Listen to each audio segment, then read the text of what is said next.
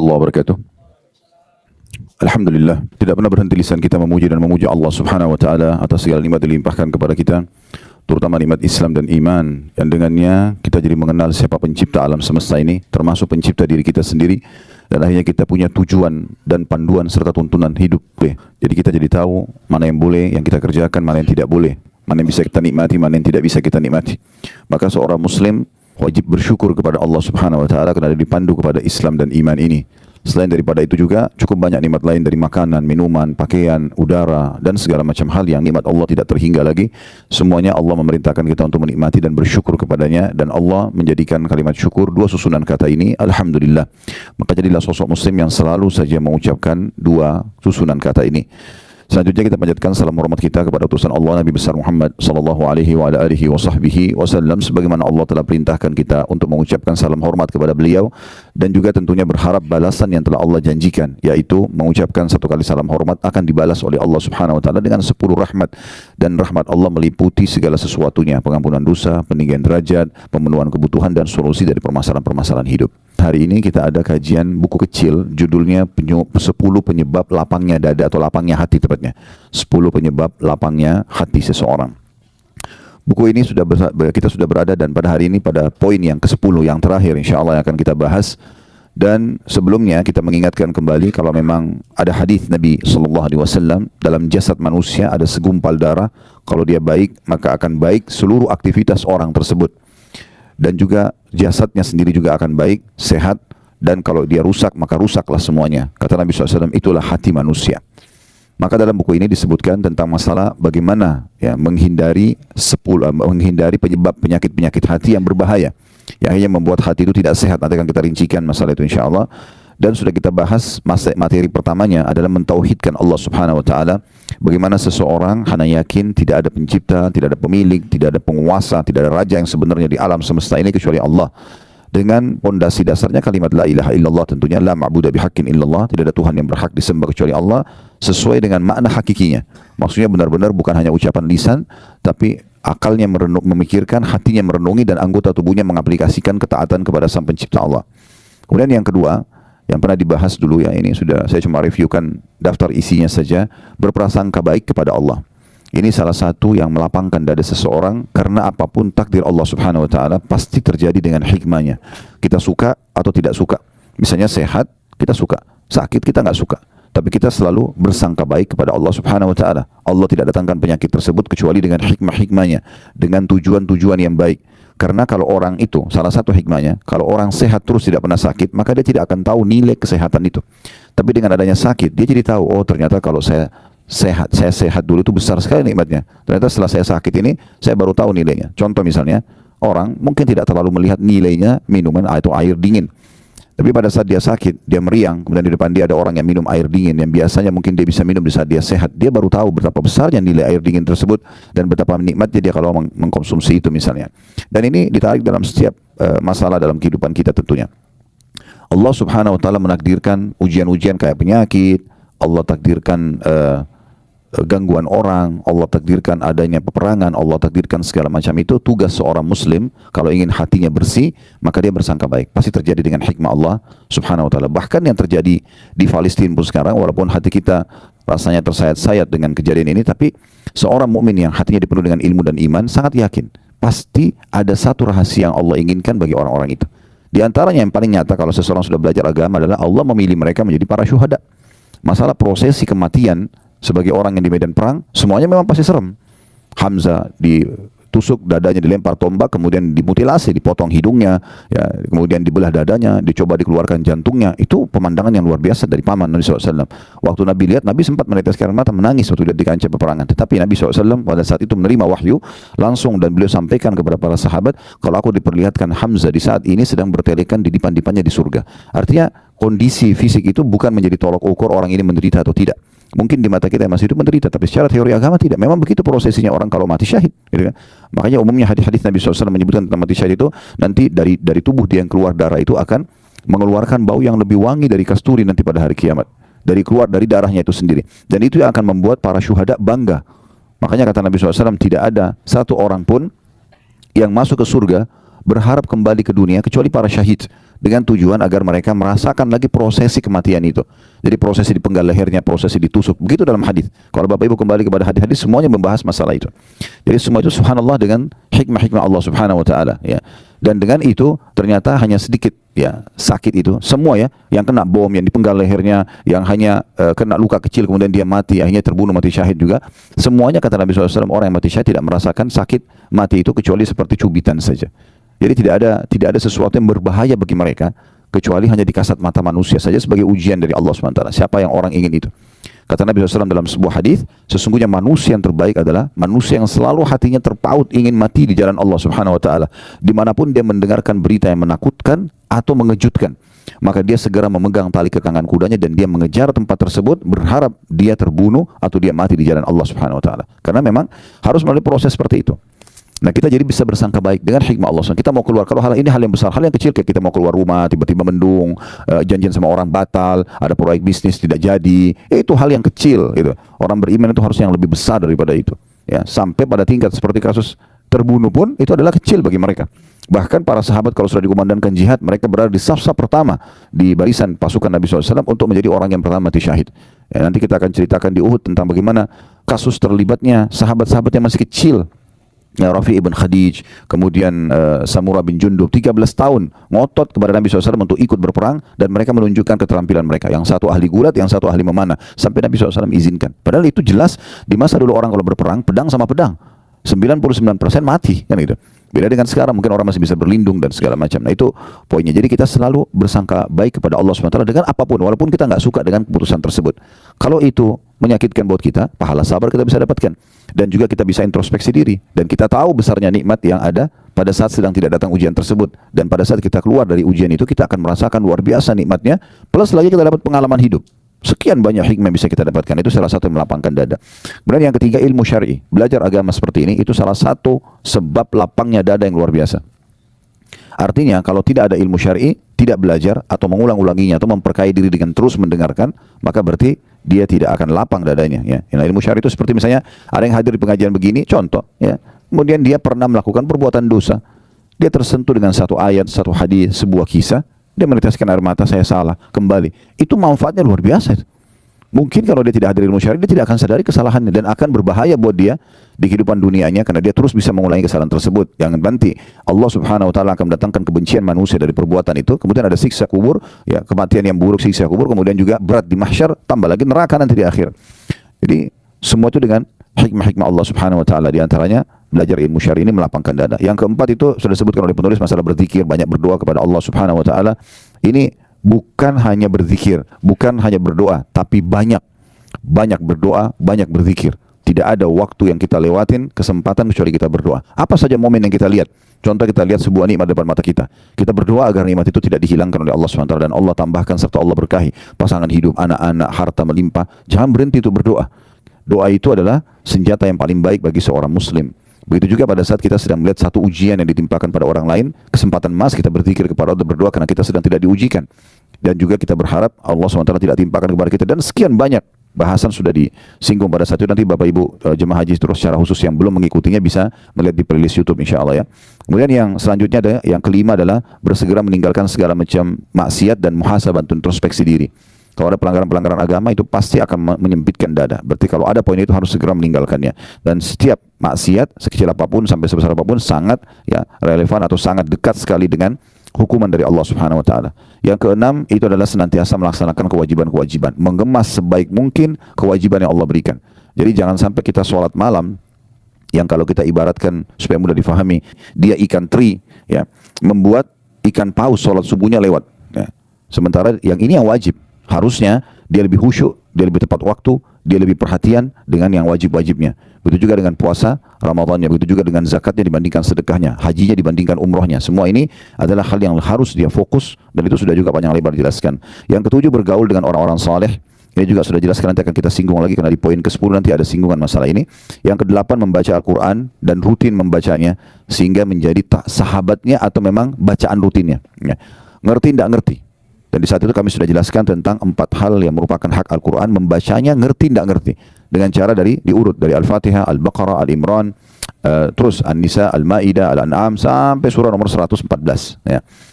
Ulangi lagi, begitu terus. Yang kedua tadabbur. Tadabbur itu berarti membaca hanya beberapa ayat saja dari surah-surah tertentu, tujuannya untuk merenungi makna-makna dan mengambil ilmu dan hikmahnya. Kita boleh dari surah yang kita menarik bagi kita, misalnya kita ingin tahu kenapa dalam Al-Quran ada nama-nama hewan, ada surah Al-Baqarah sapi betina, ada An-Naml semut, ada An-Nahl lebah, gitu kan. Ini semua ada Al-Fil gajah. Kenapa Allah SWT menamakan ini? Lalu kita tadabburi, kita baca pendapat para ulama, kita baca terjemahannya, tafsirnya, sebab turunnya ayat itu kalau ada. Semua ini akan menambah kepada kita iman kepada Al-Quran. Yang ketiga menghafalnya, terus berusaha menambah hafalan demi hafalan, pelan-pelan, dan semoga saja sebelum meninggal Allah SWT bisa sempurnakan dengan lengkap 30 juz. Ya, jangan selalu mengkat diri kita mengatakan, oh saya kayaknya udah nggak mampu, saya sudah berumur, ini terlalu berat 30 juz. Jangan lihat 30 juznya, mulai saja menghafal dan usahakan kalau tidak bisa sepekan sekali bertambah hafalannya, atau setiap hari bertambah hafalannya, maka sepekan sekali. Kalau nggak bisa sebulan sekali, kalau nggak bisa setahun sekali. Bertambah satu surah pendek, beberapa ayat Al-Quran, gitu kan. Yang penting menghafal, karena derajat di surga nanti itu akan diraih dengan sangat mudah bagi para penghafal Al-Quran. Nah, kata Nabi SAW, nanti para penghafal Al-Quran akan dikatakan pada hari kiamat, bacalah sebagaimana kau baca di dunia, sesungguhnya kedudukanmu adalah tempat akhir ayat yang kamu baca. Sebagian ulama mengatakan tangga-tangga surga untuk mencapai derajat tertinggi itu sejumlah ayat-ayat Al-Quran. Sehingga kalau dia baca satu ayat diangkat satu tangga. Begitu terus sampai dia tiba di tempat tertinggi. Yang keempat, yang terakhir, mengamalkan isinya. Kemudian yang kesembilan, berbuat baik kepada sesama, jadi bagaimana kita membantu orang lain, memuliakan orang lain dan segala macam hal. Ini kemarin di pelajaran Riyadhus Shalihin sudah kita singgung sebenarnya ya. Ini juga sudah kami bahas pada pekan lalu sebenarnya di bahasan buku ini. Tidak diulangi lagi karena kita akan masuk ke materi ke-10 untuk melapangkan dada, yaitu membuang kedengkian hati dan berkeinginan keras untuk membersihkannya. Nah, kita akan bicara di poin ke-10 ini penyakit-penyakit hati. Ya, jadi hati itu punya penyakit-penyakit. Ulama membagi hati, Bapak Ibu sekalian, menjadi 3 bagian. Ada hati yang paling sehat, ya. Kemudian ada hati yang sakit dan ada hati yang mati. 3 hati ini memang dirincikan oleh para ulama, ya. Kalau hati yang sehat ini hati yang diisi semuanya dengan keimanan, ilmu agama dan ketakwaan kepada Allah Subhanahu wa taala. Caranya harus banyak belajar, ya. Dengan banyak belajar maka akhirnya hati kita itu selalu menjadi lunak, tunduk kepada Allah Subhanahu wa taala, bisa menerima takdir Allah, bisa memahami tentang fenomena kehidupan ini. Maka itu yang Allah sebutkan dalam Al-Qur'an, yauma la yanfa'u malun wala banun illa man atallaha biqalbin salim, ya. Pada hari kiamat nanti harta dan anak-anak itu tidak akan pernah berguna lagi, bisa menolong kita, ya, kecuali dia selamatkan dirinya dulu, kalau lebih amalnya baru bisa membantu.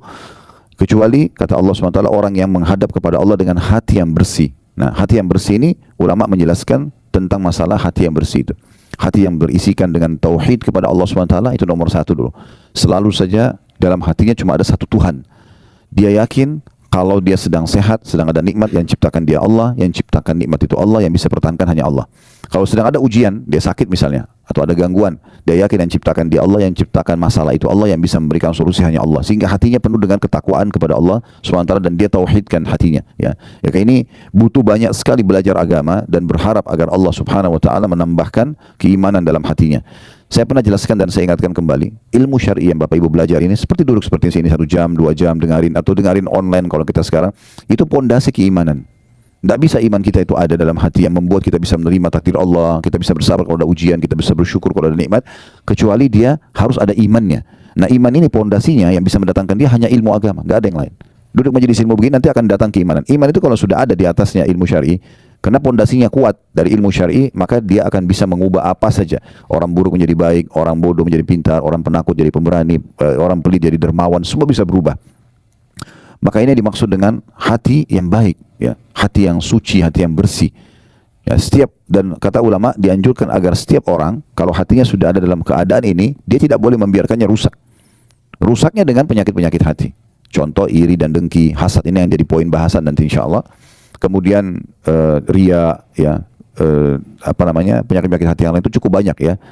Di antaranya itu orang yang suka menanamkan rasa dendam dalam hati sehingga memicu setiap kali, ya, ada masalah sekecil apapun maka yang akan dilampiaskan adalah emosional, bukan yang didahulukan memaafkan misalnya. Sementara hati yang luluh itu, hati yang baik adalah hati selain mentauhidkan Allah, bertakwa kepada Allah SWT, hati yang penuh dengan amalan-amalan baik dalam hati. Amalan hati itu ikhlas, takwa kepada Allah, kemudian memaafkan orang lain, ridho dengan takdir Allah. Itu yang harus didahulukan.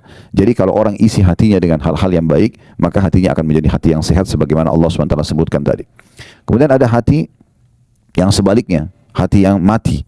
Hati yang mati ini, teman-teman sekalian, jauh sekali dari Allah SWT. Tidak pernah ada zikrullah di situ, tidak pernah ada mentauhidkan Allah, tidak ada amalan-amalan hati ikhlas, takwa kepada Allah, gitu kan. Tidak ada sama sekali. Hati yang seperti ini, kata ulama, gampang sekali. Antara Ibnu Qayyim rahimahullah mengatakan, gampang sekali jauh dari agama, gampang sekali putus asa. Kita mungkin lihat ya, berapa orang atau banyak contoh-contoh orang yang tidak ada, hatinya mati, tidak ada keimanan dalam hatinya, walaupun jasadnya sempurna, orangnya tampan, cantik, kaya, ujungnya bunuh diri misalnya.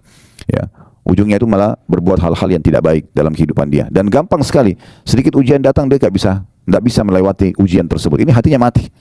Kenapa teman-teman kita di Palestina masih bisa melalui kehidupan padahal sudah seperti ini? Itu karena hatinya hidup mereka. Jawaban-jawaban mereka yang tersebar di medsos itu luar biasa itu. Saya lihat ada satu orang kakek yang sudah tua, rambutnya putih semua. Dia berdiri dekat rumahnya yang sudah hancur. Ditanya, seorang disengaja diwawancarai. Tapi orang ini juga bukan seorang wartawan, hanya sekedar orang yang kebetulan ingin tahu tentang kondisi menyebarkan berita pada saat itu. Ditanya, bagaimana keadaan anda sekarang? Dia bilang, alhamdulillah, saya masih hidup. Ini di sebelah rumahnya yang hancur, dan ditanya di rumah situlah rubuh bangunan tersebut kena dibom oleh Israel. Ya, semoga Allah hancurkan mereka karena ini memang perbuatan yang sangat keji. Istrinya dan anaknya meninggal di situ. Semua harta dia tertimbun, hancur semua toko dia yang dia dagang situ habis. Dia bilang, alhamdulillah saya masih hidup. Kata orang itu, bagaimana anda melewatin semua ini? Dia bilang, alhamdulillah saya terima takdirnya Allah. Allah menginginkan seperti ini.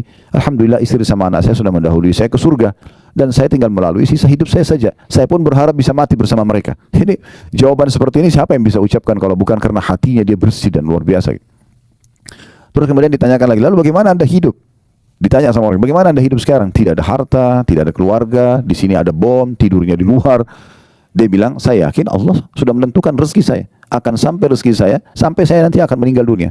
Gak mungkin rezeki saya tidak sampai kepada saya. Dengan begitu yakin, sambil dia senyum lalu dia jalan Bapak itu. Ya.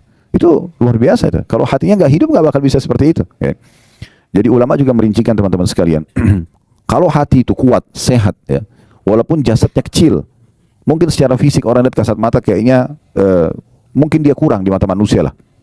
Tapi kalau hatinya dipenuhi dengan keimanan dan sehat, maka semua akan kuat luar biasa. Kalau pernah jangan dengar nama ini, alhamdulillah. Kalau belum pernah dengar, nama ini nama unik, nama sahabat Julaibib radhiyallahu anhu. Julaibib ini sosok orang yang terkenal sekali, orangnya fisiknya sangat kecil, tampan wajahnya sangat jelek. Begitu dijelaskan kalau Bapak Ibu baca biografi beliau, ya, sampai dikenal dengan buruk wajah di masa Nabi SAW. Tapi subhanallah hatinya luar biasa, bersih, ya, hatinya kuat, ya, penuh dengan keimanan kepada Allah SWT. Satu waktu Nabi SAW melihat dia, lalu Nabi SAW mengatakan, wahai Julaibib, saya lihat kamu sudah pantas untuk menikah. Kenapa kau nggak nikah? Dia bilang dalam riwayat sahih, ini pernah kami bedah di YouTube ya. Ya Rasulullah, bagaimana saya mau nikah? Siapa yang mau nikah dengan saya? Saya tahu keadaan saya, tahu wajah beliau buruk, fisik beliau sangat kecil. Maksudnya kecil sini bukan normal gitu ya, sesuatu yang orang lihat pasti kurang gitu. Maka Nabi SAW mengatakan, saya akan nikahkan kamu insya Allah. Ikutlah sama saya. Ikut.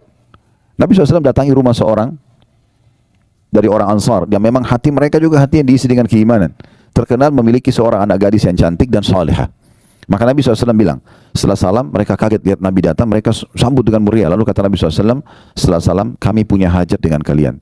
Bahasa ini biasanya orang di masa itu menggunakan bahasa santun kalau ingin melamar. Kami punya hajat dengan kalian, maksudnya kami ingin menikah. Gitu. Mereka dengan sangat gembira, selamat datang ya Rasulullah, karena mereka pikir Rasulullah akan nikah dengan anak mereka. Kata Nabi SAW, bukan buat saya, tapi buat Julaibib. Begitu menyebut Julaibib, Julaibib terkenal di Madinah, ya, tampangnya buruk segala macam. Maka mereka mengatakan, kalau Julaibib kami akan tanya anak kami dulu, karena anak perempuannya lagi ada di dalam. Subhanallah, anak perempuan ini dengar.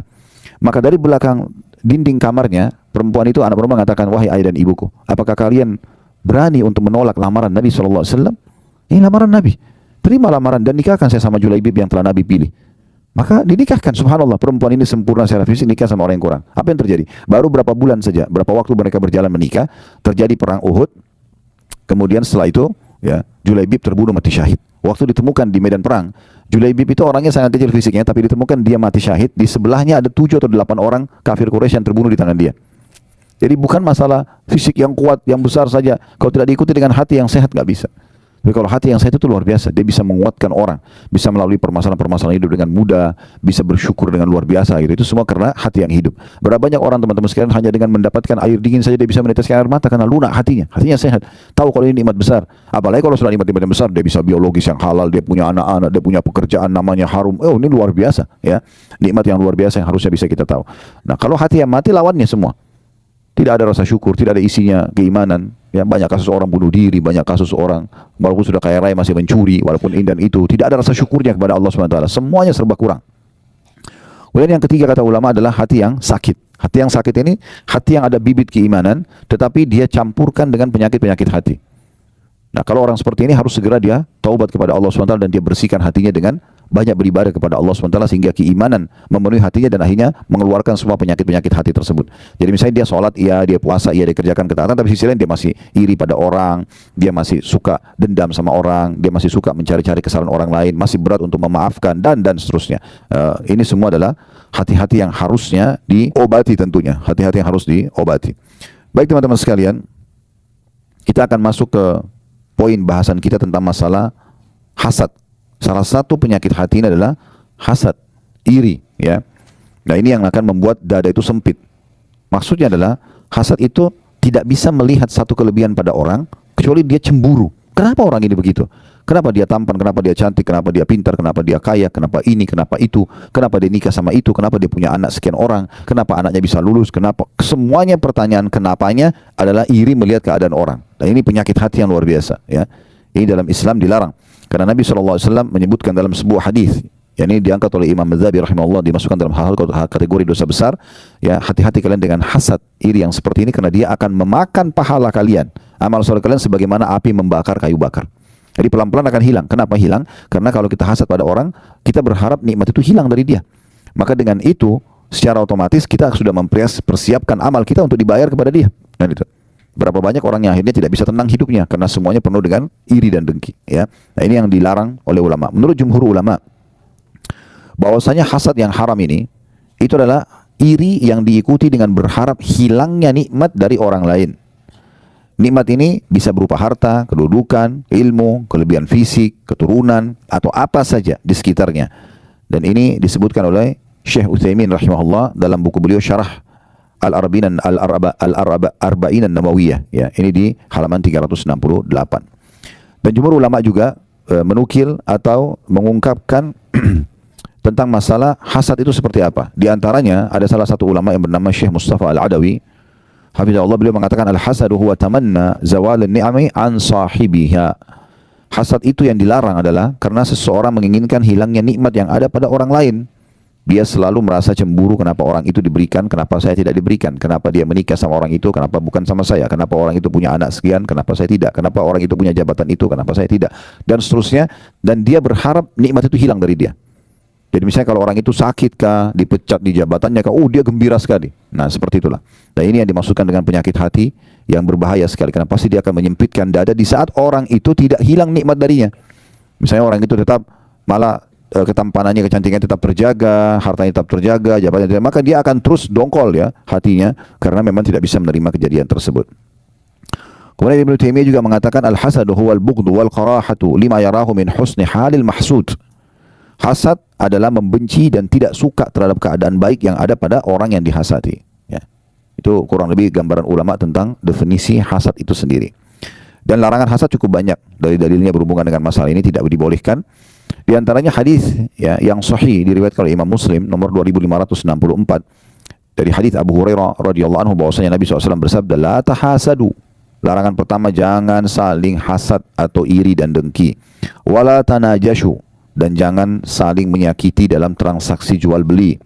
Cocok beli, nggak cocok ya sudah, nggak usah dijatuhkan atau jelek-jelekan. Wala tabaghadu, dan jangan juga kalian saling benci. Wala tadabaru, jangan kalian saling mendiamkan atau memusuhi, musuh-musuhan, ya.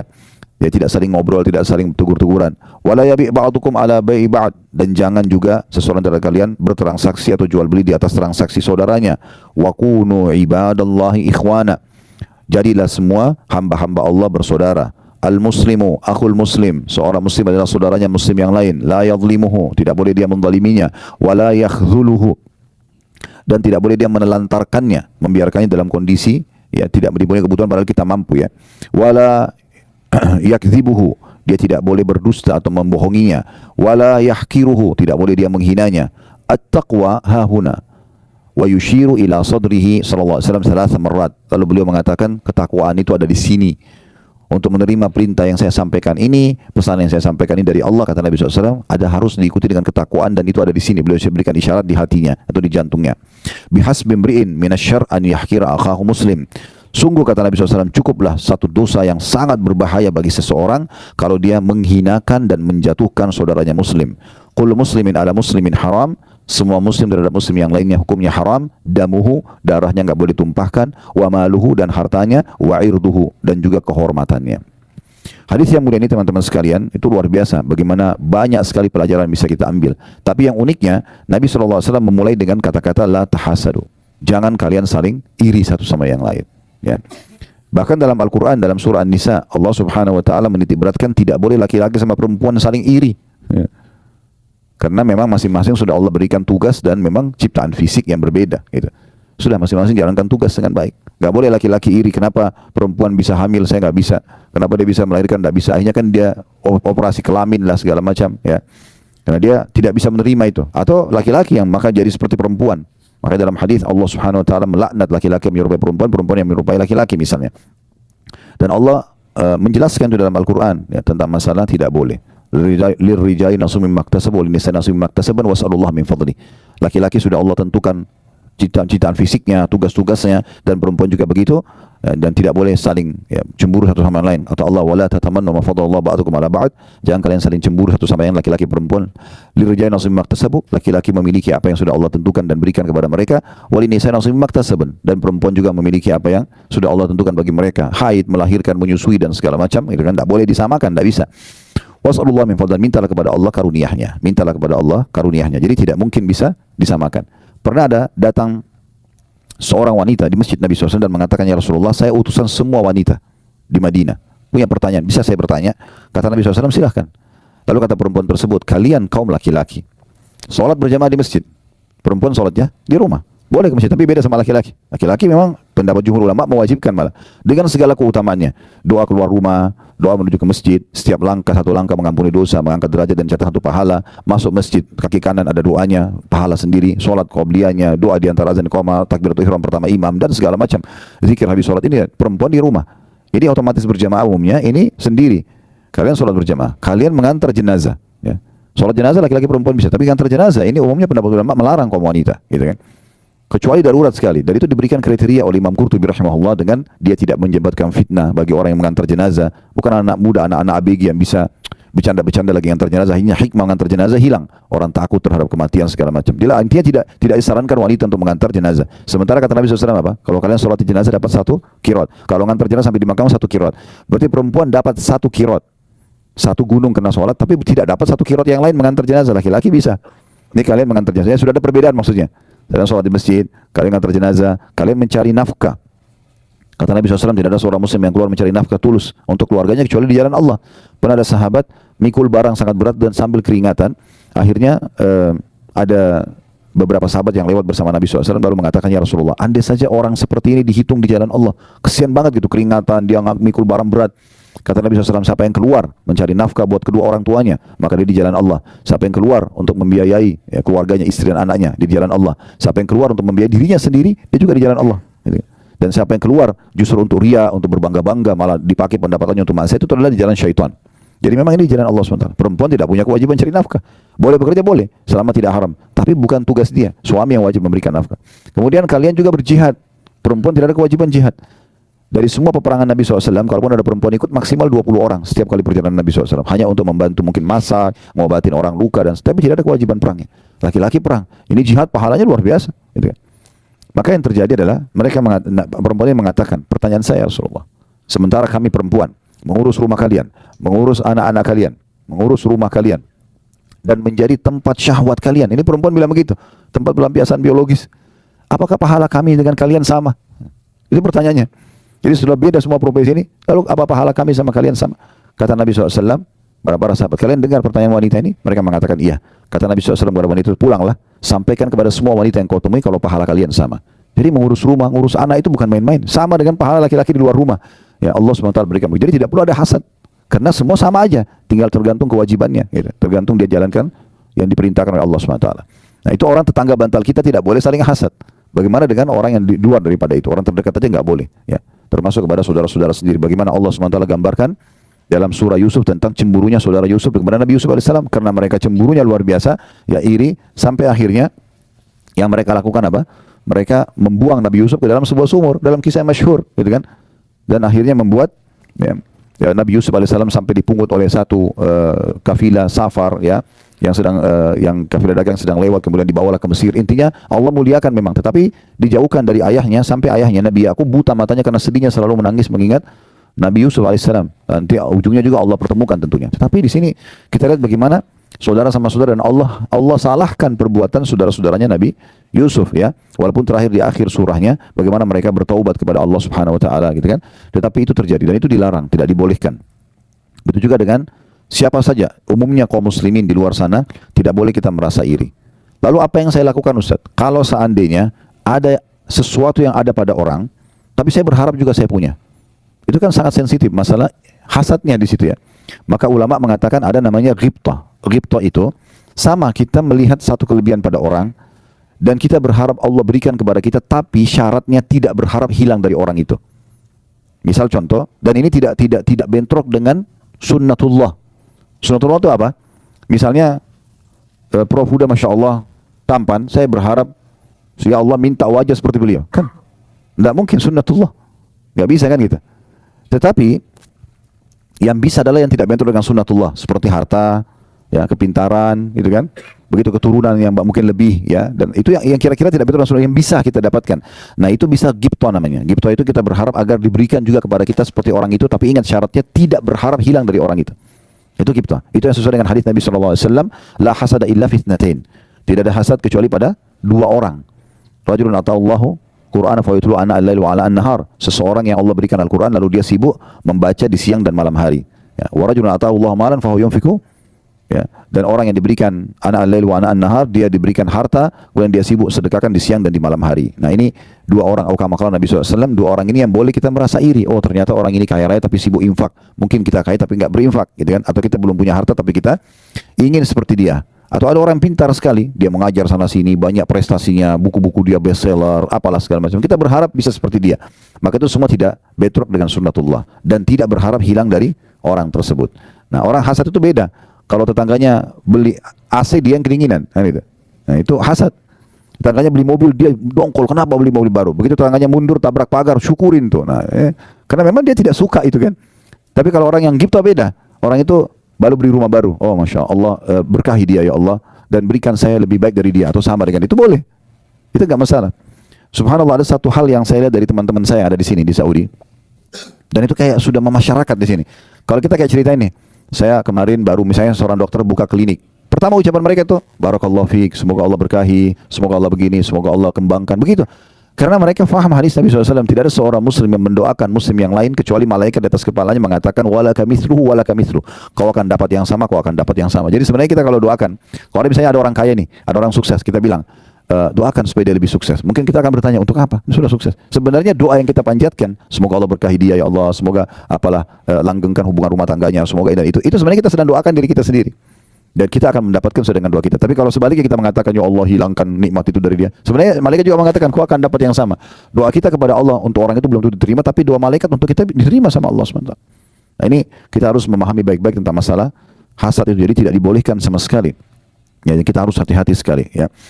Kemudian Nabi SAW juga mengatakan tentang masalah wala tanajashu, dan jangan kalian saling menyakiti dalam transaksi jual beli. Ini juga sama nih, penyakit hati kadang-kadang. Ada orang nih contohnya yang di poin ini, dia mau beli satu produk, dia sudah suka produk itu sebenarnya, dan dia tahu sebenarnya kalau dia beli, ya itu udah cukup. Maksudnya kalau dia seorang pedagang, dia beli harga 100.000 rupiah, dia udah tahu sebenarnya orang ini pun mungkin sudah ada keuntungan, tapi dia tahu dia bisa jual 200.000, dia bisa jual 500.000. Tapi karena hatinya nggak bersih, dia berharap memeras orang itu sampai pokoknya maksimal. Kalau perlu untungnya sekecil mungkin, dan dia akan ambil keuntungan sebesar mungkin. Ini tidak ada dalam orang yang hatinya bersih gitu. Udah, kita beli produk, kita merasa cocok, kita tahu kita bisa ambil keuntungan, udah berikan saja, kasih saja. Biarkan Allah yubariklah, Allah berkahi dia. Kenapa kita harus iri orang yang akan dapat keuntungan berapa? Apalagi sampai telusuri berapa dia dapat keuntungan. Dia harusnya tidak boleh begitu dan begitu. Untuk apa? Biarkan saja. Allah sudah tentukan rezeki kan gitu. Kita tinggal mengatur dan kita punya hak untuk negosiasi, tapi yang masuk akal. Nah, itu yang dimaksud di sini, jangan tanajashu. Kemudian yang ketiga, wala tabagadu, jangan saling benci. Dilarang oleh Nabi SAW. Bagaimana kalau orang sudah terlanjur berbuat keburukan kepada kita? Ingat, bab benci ini Bapak Ibu sekalian hanya dibolehkan kalau perbuatan orang salah dalam pandangan agama dan yang sedang kita benci perbuatannya, bukan fisiknya. Jangan pernah benci fisik seseorang. Yang kita benci itu adalah perbuatannya. Misalnya ada orang menggibah kita, memfitnah kita misalnya, mengambil barang kita, yang sedang kita benci perbuatannya. Jangan fisiknya, karena dia bisa saja taubat seketika. Atau satu waktu dia taubat. Contoh misalnya, dia taubat nasuha, kemudian dia minta maaf sama kita. Tetapi kalau hati kita sudah terlanjur kotor, tidak baik, kita susah memaafkan dia. Karena yang kita benci fisiknya orang. Jangan gitu. Itu mulai dari pasangan hidup kita, misalnya mungkin pernah berbuat salah. Kalau kita membenci perbuatannya, sebagaimana agama mengajarkan kita untuk membenci perbuatan yang dipandang salah dalam agama. Ya, dia pernah berzina, selingkuh, dia pernah berbohong, apa saja. Kemudian kita tahu ini perbuatan haram dalam agama, kita bilang ini nggak boleh, haram dalam agama. Terus dia taubat nasuha, dia berubah, dia menjadi orang soleh atau soleha. Selesai urusannya, kita bisa menerimanya karena hati kita bersih. Yang jadi masalah kalau hatinya itu memang diisi dengan hal yang tidak baik, sehingga akhirnya dia susah menerima ini semua. Ya, makanya di dalam Islam contoh yang paling baik adalah Umar bin Khattab radhiyallahu anhu. Beliau itu walaupun di masa jahiliyah dulu, kata Umar, saya tidak pernah meninggalkan khamr di masa jahiliyah. Setiap hari pegang kendi khamr minum. Ya, setiap hari keluar Umar hanya untuk menyiksa umat Islam di Mekah ini. Dia keluar, dia temannya Abu Jahal, temannya Abu Lahab. Kalau mereka punya budak-budak lagi disiksa, Umar datang membantu untuk nyiksa doang. Dan Umar itu radhiyallahu anhu sebelum masuk Islam, dia kalau sudah siksa dari pagi, macam-macam disiksa orang itu sampai menjelang sore sudah capek dia bilang, saya tinggalkan kamu bukan karena kasihan ya, besok saya kembali. Gitu, ya. Sampai pernah ada keluarganya Umar, perempuan namanya Ummu Abdillah. Ummu Abdillah ini punya anak kecil. 153 orang sahabat yang masuk Islam di masa Nabi SAW di Mekah ini 13 tahun, cuma 153 saja Muslim karena luar biasa diboikot. Ya, semua informasi orang yang tanya tentang Islam pasti digebukin. Gak ada yang berani nanya. Di Mekah ini dulu tidak aman. Setiap umat Islam jalan, kalau kita jalan bisa digebukin, bisa diambil hartanya, bisa dibunuh, gak ada hukuman. Begitu luar biasa terancamnya. 153 ini 83 hijrah ke Ethiopia. Tinggal 70 yang tinggal bersama Nabi SAW di Mekah. Nah, pada saat ya, yang tinggal di Mekah ini mereka bersama Nabi SAW itu siksaannya luar biasa, gangguannya luar biasa. Mereka tidak bisa hidup dengan tenang. Gitu. Maka mereka ada yang keluar ke Ethiopia. Salah satu yang keluar ke Ethiopia ini adalah Ummu Abdillah, keluarganya Umar bin Khattab ini. Nah, Bapak Ibu saya lihat Mekah ini kelihatan di sini gunung-gunung ya. Nah, dulu itu Mekah dikelilingi dengan benteng, tembok, gerbang. Dia hanya terputus kalau ada gunung. Gerbang lagi, dinding yang tinggi, baru gunung lagi, begitu-begitu. Nah, pintu gerbangnya dulu Mekah itu tidak banyak. 1 atau 2. Pintu utamanya pintu Bani Syaibah namanya. Nah, waktu itu kebetulan Umar bin Khattab yang berjaga-jaga. Beliau yang jaga. Dan Umar terkenal sangat keras dengan umat Islam. Ummu Abdillah ini tahu, semua teman-temannya kaum muslimin sudah berhasil keluar dan mereka janjian di satu lembah di padang pasir, tapi nggak disebutin di mana. Ummu Abdillah ini tahu, oh Umar sedang berjaga. Maka apa yang terjadi? Ummu Abdillah mutar jauh, naik gunung. Turun dari gunung supaya tidak lewati pintu gerbang. Dengan hikmah Allah SWT, Umar bin Khattab ini lewat, memang lagi ngecek keamanan Mekah, lewat di sebelah gunung itu. Ketemu sama Ummu Abdillah lagi turun dari gunung. Dia kaget, malam-malam, menjelang pagi, menjelang subuh. Dia kenal, Ummu Abdillah, apa yang buat kau naik gunung gini? Untuk apa? Dari sukunya dia. Maka Ummu Abdillah mengatakan, betul-betul ya, kami ini tidak bisa tenang hidup dengan kalian, walaupun kita punya hubungan kekerabatan. Di dalam Mekah kalian larang kami beribadah dan beriman kepada Allah, kami pun mau keluar kalian tidak izinkan. Umar pada saat itu pertama kali lunak hatinya untuk umat Islam. Sebagian ulama sejarah mengatakan ini sebab dia masuk Islam. Salah sebagian ulama, ya. Awal mula dia tersentuh. Lalu dia mengatakan, memang kau mau kemana? Kata Umar, perempuan di masa itu kan bukan kayak sekarang naik pesawat, aman, tiket, ada pengawasan. Nggak ada orang naik kuda, jalan kaki, bisa dirampok tengah jalan. Zaman dulu tuh kayak mustahil orang keluar, apalagi malam hari.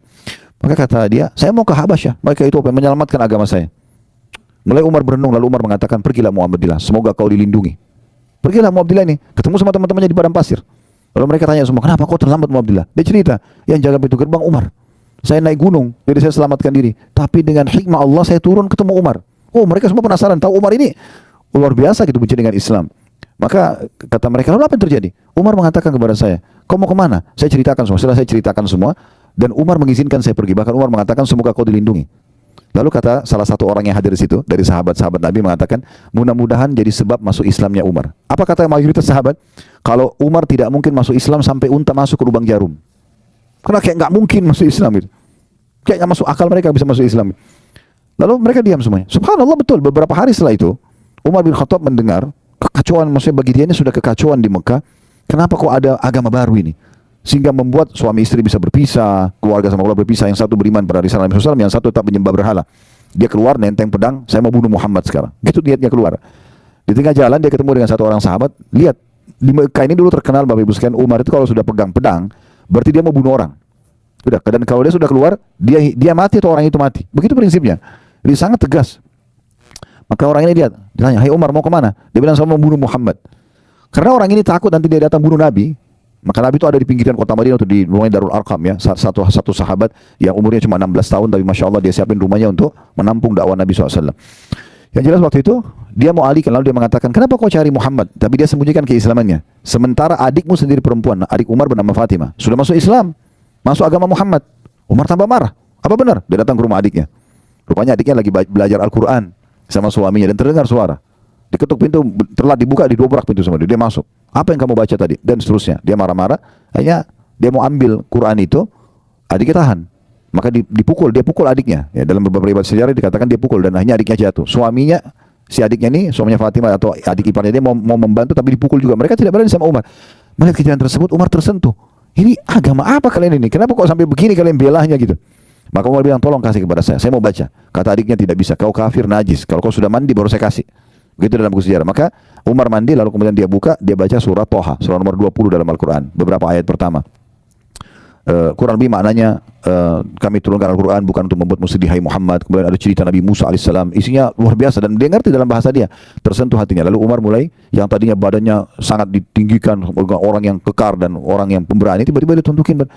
Iparnya lihat, ini kayaknya ada perubahan dengan baca Quran. Maka tiba-tiba dia mengatakan, "Tolong tunjukkan di mana Muhammad." Lalu dipandulah sampai ketemu dengan Nabi SAW. Waktu dari jauh dia datang, dia masih pakai baju perangnya, dia masih pegang pedangnya.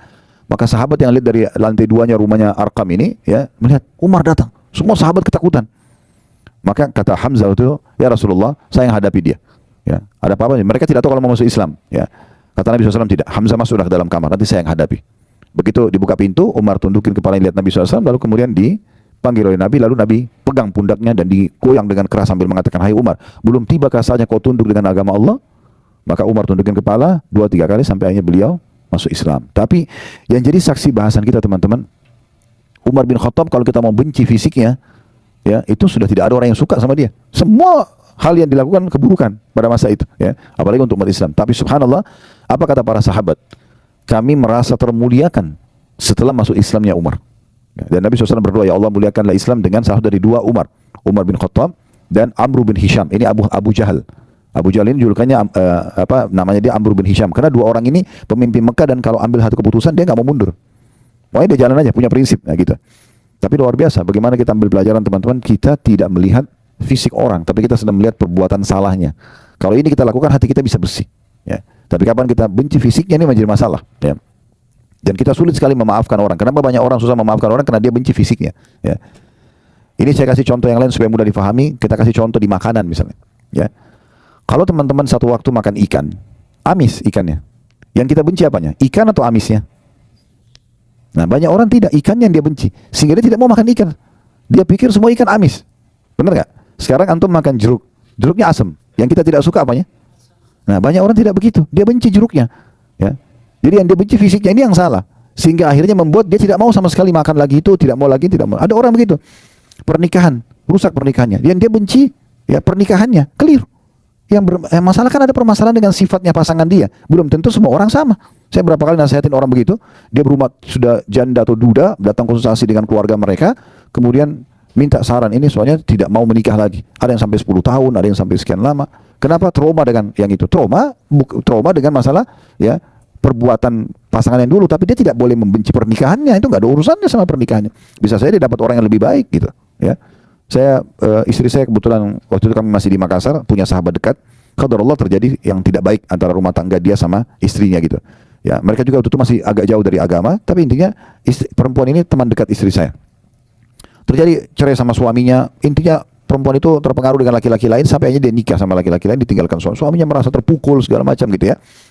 Mungkin setelah kejadian itu sekitar 6-7 tahun, seingat saya kalau saya tidak salah. Ada tablik akbar di Makassar. Saya sudah pindah ke Jakarta, tablik akbar di Makassar. Di masjid yang besar waktu itu ya, Masjid Al-Markas. Alhamdulillah waktu itu selesai tablik akbar. Lalu ada satu orang dari jauh manggil saya, Assalamualaikum Ustaz. Saya pikir jemaah umumnya salaman. Terus dia bilang, antum lupa sama saya. Ingat siapa orang ini? Karena berubah. Dia sudah jenggotan, dia pakai baju koko. Dulunya tidak seperti itu. Kemudian dia bilang, saya si Fulan, disebut namanya. Oh iya, Masya Allah. Saya tahu masalah rumah tangganya dia. Ini gimana caranya nih? Jangan sampai dia tersinggung. Ya. Terus saya cuma bicara secara umum. Tapi dia sendiri bilang, Alhamdulillah Ustaz, saya sudah berumah tangga lagi. Oh Masya Allah ya. Bahkan sekarang saya sudah punya 2 atau 3 anak gitu. Terus gimana Masya Allah? Bagaimana ceritanya? Oh dia bilang, Alhamdulillah mungkin dengan hikmah Allah dulu saya justru cerai dengan pasangan saya karena dulu tidak punya anak memang mereka. Ya. Dan dengan perbuatan yang dilakukan istrinya hanya Allah pisahkan. Dan Alhamdulillah Allah kasih sekarang saya muslim yang baik. Dan saya sekarang punya rumah tangga bahagia. Nah karena dia tidak benci, dia tidak trauma dengan pernikahannya. Dia cuma trauma dengan perbuatan istrinya. Dia bisa menikah lagi contohnya. Dan sekian banyak hal yang kita bisa tarik dalam masalah ini. Nah itu sedikit rincian lebih dalam Bapak Ibu sekalian tentang masalah wala tadabaru. Jangan wala tabagaru, jangan saling membenci. Kemudian wala tadabaru. Nabi SAW mengatakan jangan kalian saling mendiamkan. Dalam sebuah riwayat lain tidak boleh seorang muslim mendiamkan saudaranya lebih dari 3 hari. Ya, musuh-musuhan lah ya. Ini tidak boleh. Saran saya, ini cuma saran saja. Kalau Bapak Ibu ingin tenang hidupnya, ingin bahagia, ada permasalahan apapun, jangan dinginapkan. Selesaikan pada saat itu. Suami istri kah, sama siapapun, clearkan langsung, duduk. Masalahnya apa? Ini. Yang salah, minta maaf. Yang benar, memaafkan. Buka lembaran baru. Memang begitu kehidupan kita, teman-teman sekalian. Gak ada orang ideal sekali semuanya tidak ada salahnya sama sekali. Itu gak mungkin. Kan gitu. Makanya Imam Syafi'i rahimahullah mengatakan orang kalau mau langgeng dalam bersahabat, maka dia harus bersabar dengan kekurangan dan kesalahan sahabatnya. Yang penting orang itu tidak ngotot dengan kesalahannya, dia mau berubah. Karena tidak ada manusia yang sempurna. Nah, ini yang dimaksudkan. Terutama dalam masalah saya kadang-kadang kalau mecahin masalah-masalah rumah tangga teman-teman dengan izin Allah SWT, bukan dari saya tapi Allah mudahkan saja. Selalu saya ingatkan masalah itu. Syaitan ini selalu membuat masalah-masalah kecil dalam rumah tangga sudah cukup membuat mereka tidak interaksi biologis berapa hari, mereka saling mencari kesalahan berhari-hari. Makin lama kita perbaikin, makin banyak permasalahan yang dilahirkan. Kenapa nggak duduk aja? Selesaikan hari itu, pegang tangan pasangan, duduk baik-baik, kita bicarain masalah. Masalahnya apa? A, B, C. Oke, siapa yang benar? Nanti akan ketahuan tuh pasti nggak mungkin dua-duanya benar, pasti ada benar ada salah. Oke, yang salah minta maaf, yang benar memaafkan, buka lembaran baru dan selesai. Semua isi WA yang lalu-lalu bertengkar hapus, nggak usah dibaca lagi. Sudah baik-baik, 6 bulan berjalan, kemudian tersinggung masalah itu. Kamu pernah buat itu? Kapan? Ini buktinya. Ya. Nggak usah dibawa-bawa, selesai. Buka lembaran baru berarti seperti kita hidup baru. Memang harus begitu. Dalam kehidupan kita harus begitu. Dalam rumah tangga, dalam berteman, nah, dalam berbisnis memang sudah begitu. Selama orang itu mau memperbaikinya, sudah kita tidak perlu saling mendiamkan. Ya, kita harus berlapang dada. Abu Bakar radhiyallahu anhu pernah membiayai Marthad, ya, salah satu sepupunya. Kemudian ini termasuk menyebarkan fitnah bohong tentang zinanya Aisyah sama Safwan. Padahal sebenarnya tidak. Ini sepupunya. Abu Bakar membiayai hidupnya orang ini. Lalu kemudian dia gosipin berita itu. Termasuk dia dicambuk 80 dera di masa Nabi SAW.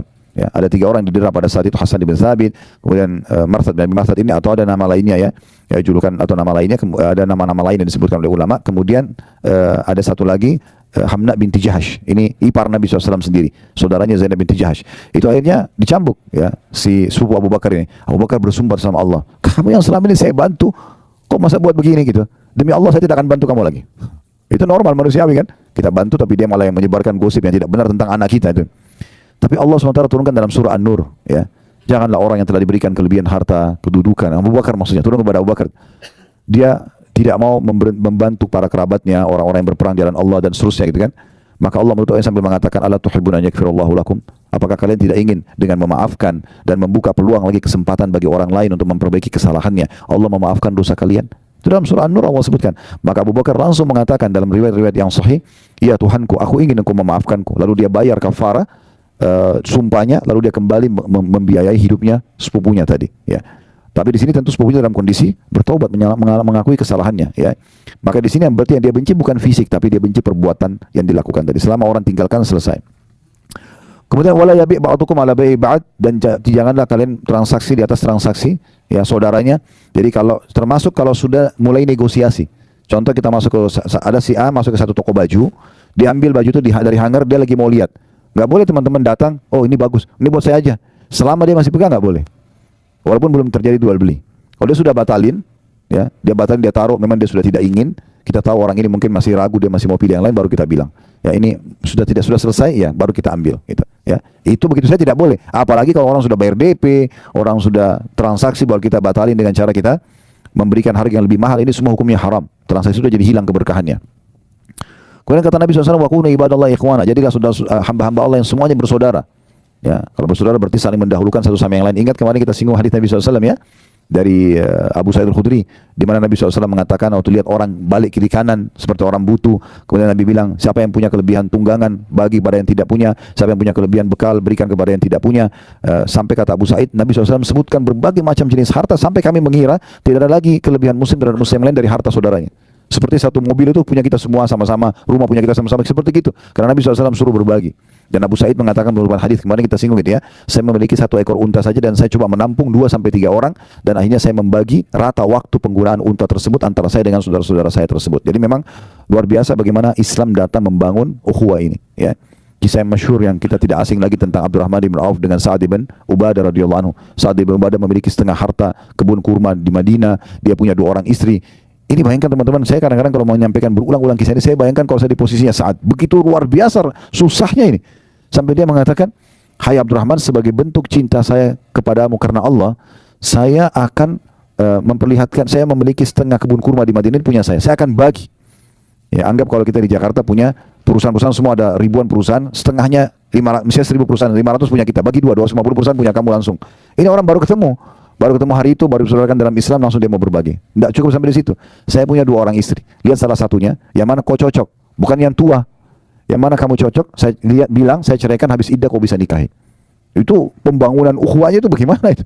Tetangga bantalnya pun dia mau serahkan untuk saudaranya, tapi dengan cara yang syar'i yang benar.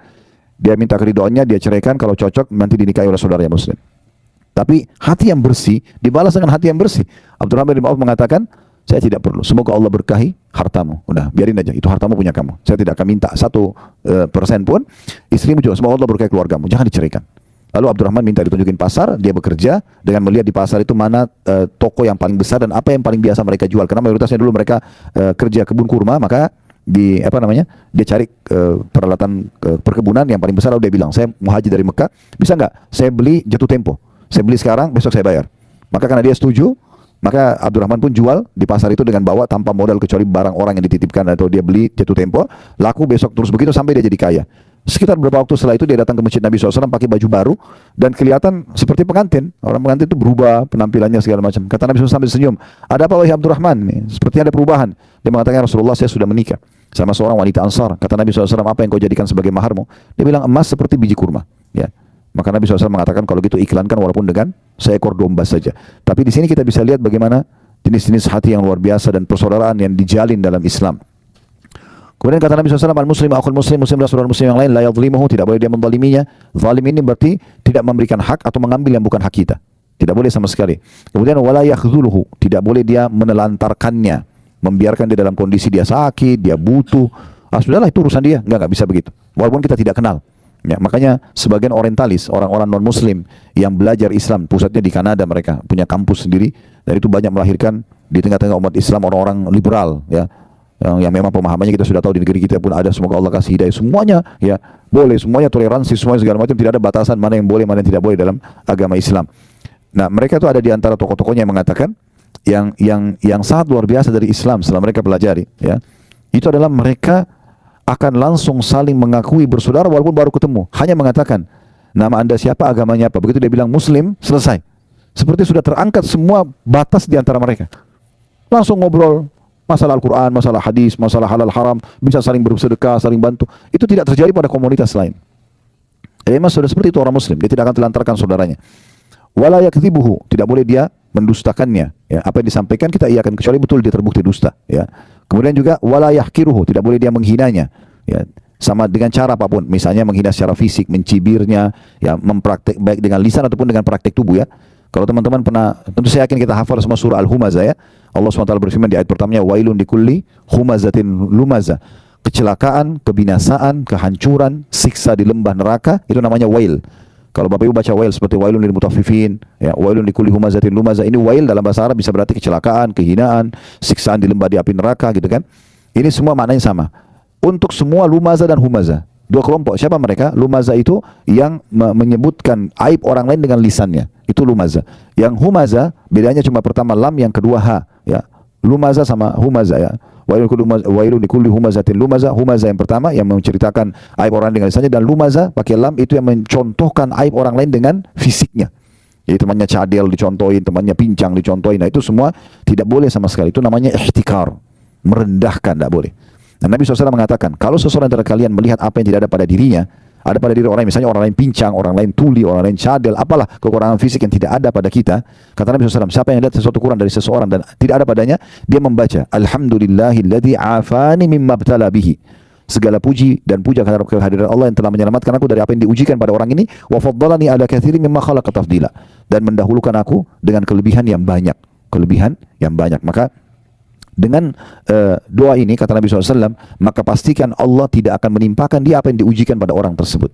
Jadi kita begitu, bukan malah kita menghina-hinanya gitu.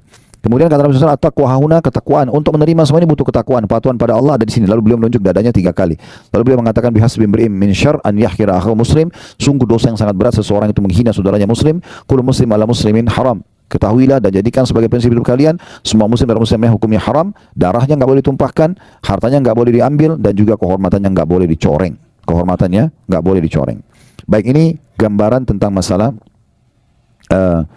hasad itu sendiri. Saya akan coba bacakan sebagai penutup apa yang ditulis oleh penulis di poin ke-10, dan dengan ini tentunya buku ini alhamdulillah sudah selesai kita bedah, dan buku ini buku kecil, buku saku sebenarnya. Saya biasa kadang-kadang juga membedah buku-buku begini supaya tema tertentu habis, kemudian kita lanjut lagi ke tema yang lain gitu ya.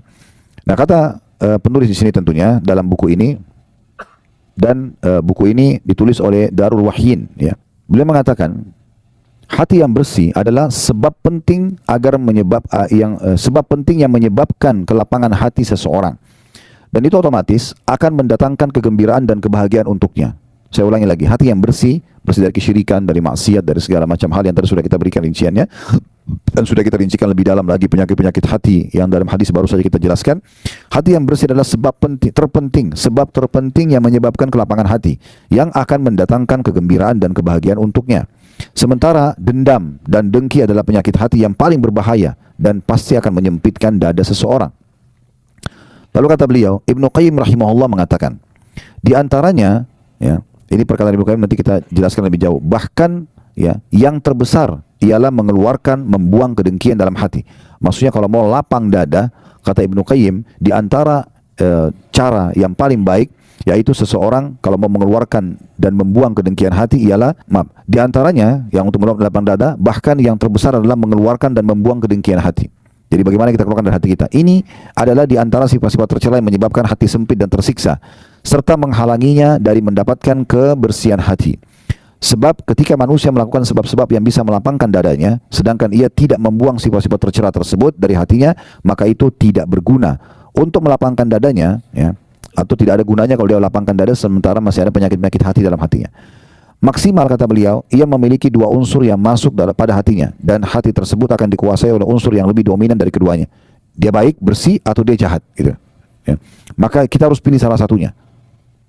Karena itu hendaklah Anda, semoga Allah subhanahu wa ta'ala, ini kata Ibnu Qayyim ya, semoga Allah subhanahu wa ta'ala memelihara Anda, berkeinginan keras untuk membersihkan hati Anda dan menjauhkan dari segala yang dapat menyempitkannya. Tinggalkanlah permusuhan, kebencian, dan kedengkian kepada orang lain. Cintailah orang lain sebagaimana Anda mencintai diri Anda sendiri. Jadi kalau kita tidak ingin dihasati, tidak ingin diganggu, jangan juga lakukan pada orang lain. Sebagaimana kita suka muamalailah orang lain dengan sama. Ini sejalan dengan firman Allah SWT dalam surah Ar-Rahman, hal jazaa'ul ihsani illa al-ihsan. Semua kebaikan akan dibalas dengan kebaikan. Jadi secara rasional juga kita kalau tutur kata yang lembut, orang akan balas lembut ya. Kita tatapan matanya syahdu, tangan kita dermawan, kita suka membantu, maka akan sama responnya dari orang lain gitu ya.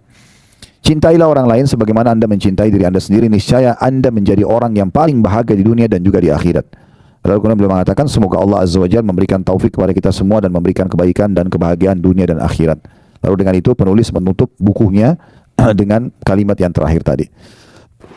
Intinya teman-teman sekalian dari bahasan kita, bagaimana seseorang membersihkan hatinya dari segala macam jenis hasad itu sendiri, dan sudah kita jelaskan bagaimana dia membersihkan hatinya, dan juga sudah kita jelaskan mana yang dibolehkan dalam Islam ya, yaitu ghibthah tadi. Kita berharap nikmat yang ada pada diri orang selama tidak bentrok dengan sunnatullah bisa kita dapatkan, tapi dengan tidak hilang dari orang tersebut.